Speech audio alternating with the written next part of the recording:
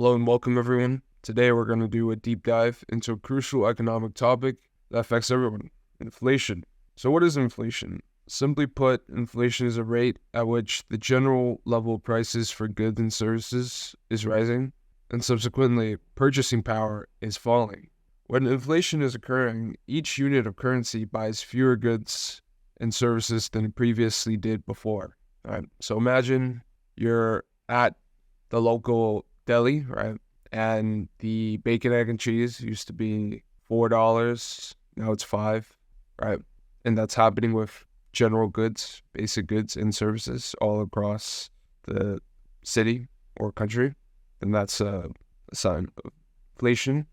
But, what causes inflation? There's several factors. Demand pull inflation occurs when demand for goods and services exceed their supply. It could be caused by increase of consumer spending due to low interest rates, increased government spending, or a growing economy.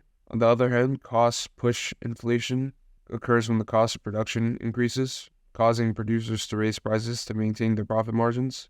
That can also be caused by rising wages, increased raw material costs, or higher taxes. So the effects: inflation impacts economies in various ways. While mild and moderate inflation is viewed as a sign of a healthy economy, right? So usually 2 to 3% increase in GDP annually.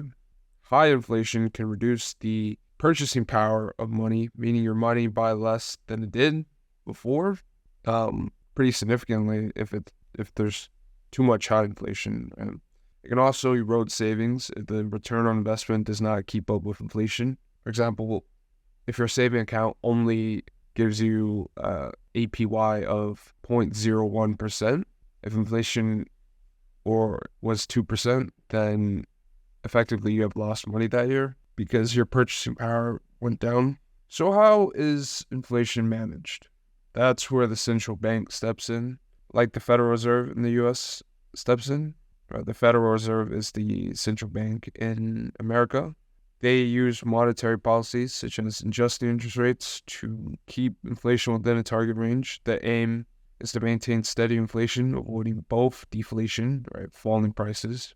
Deflation is actually really bad for the economy, so you don't want deflation, and avoiding hyperinflation, very high and typically accelerating inflation, so that's no good either.